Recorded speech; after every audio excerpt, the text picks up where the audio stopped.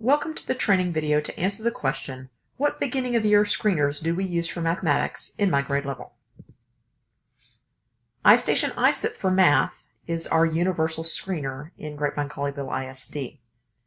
iStation iSIP for Math provides tiering information from a single score. Students take this assessment online, so it can be given to the whole class at one time.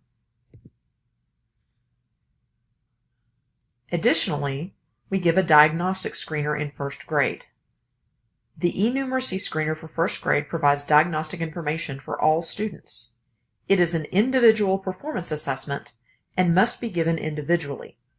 It provides TEKS-aligned information in the areas of rote counting, matching quantities, ordering numbers, comparing numbers up to 20, comparing sets up to 20, decomposing numerals, and number recognition. For more information about the iStation iSIP Universal Screener, please contact your Learning Liaison. For more information about diagnostic screeners for mathematics, please visit our website at sites.google.com/gcisd.net/rtimath/first. Thanks for watching.